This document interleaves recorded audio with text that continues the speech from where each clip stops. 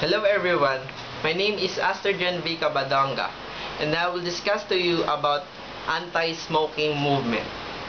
It's obviously that this movement is created against smokers or smoking.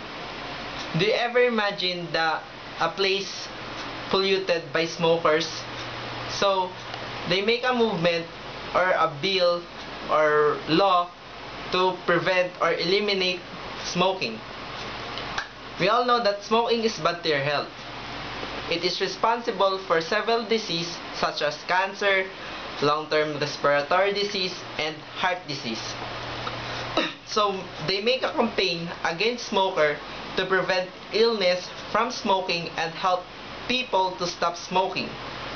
Smoking is a habit which individuals find difficult to quit. Many people make presentation for months in their effort to get rid of the bad habit, making painstaking plans to eliminate their dependence on nicotine. However, making an effort to give up the habit of smoking all on a sudden is far more likely to yield satisfactory results. On my own experience, I never smoked yet, but I have friends who smoke and they're experiencing some illness like heavy coughing and easily to get tired. Health advocates have intensified the campaign against cigarette smoking in the Philippines and are now focusing more on the negative health impacts of cigarette smoking to Filipinos.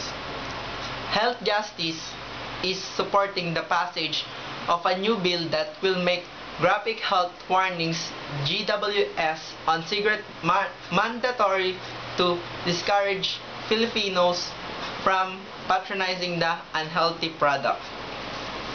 The anti-cigarette smoking campaign's strategy to increase the prices of cigarette to make it unaffordable with the passage of the sin tax law hardly made a dent on the incidence of cigarette smoking among Filipinos.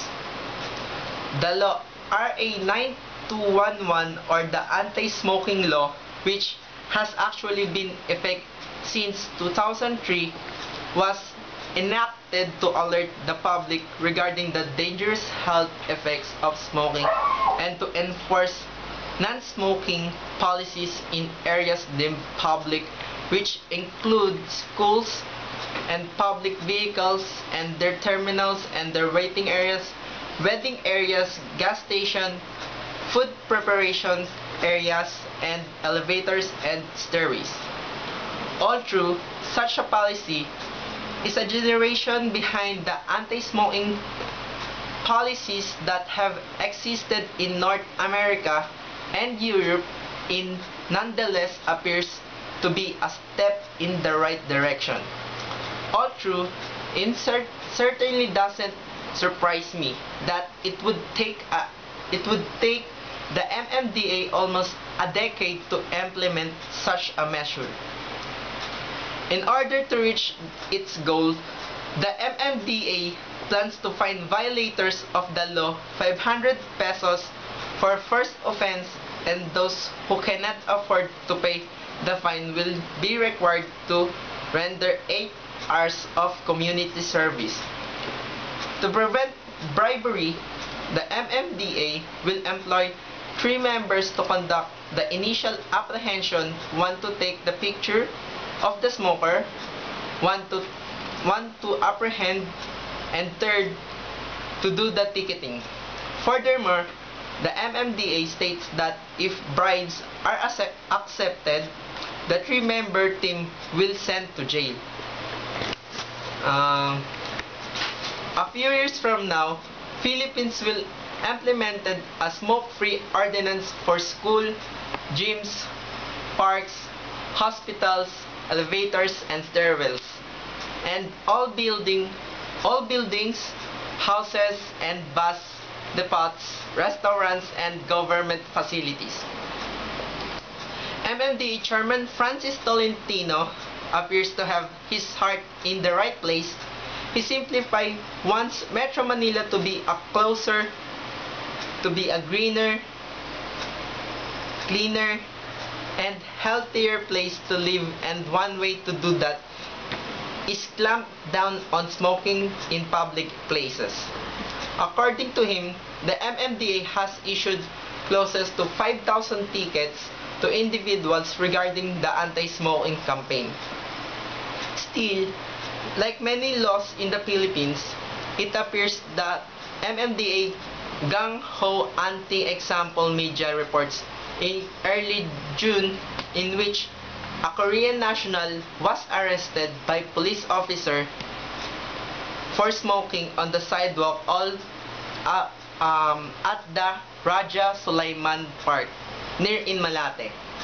Instead of being handed a 500 peso fine, he was released after withdrawing 5,000 pesos from his ATM, which of course went to pay off the police.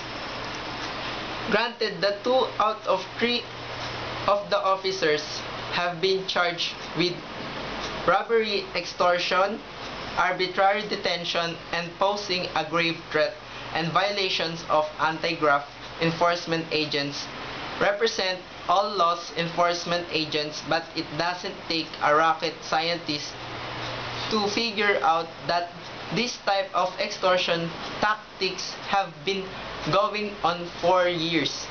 We readily observe how law enforcement frequently turns a blind eye to all kinds of public violations, and until such can easily result in the anti-smoking campaign to suffer a humiliating defeat, just like an anti-littering campaign. Therefore, I conclude in this anti-smoking movement is that we must be responsible enough when we taking smoking cigarette, because smoking is a bad habit. We all know that. When you smoke a lot, it can cause damage to your body such as cancer, respiratory disease, and heart disease. And also, smoker must think other person who doesn't smoke, because they are getting involved to several disease that can infect them. Smoking cigarettes doesn't only affect the person who smokes, but yet also the people around them. So, I hope you enjoy. That's all. Thank you.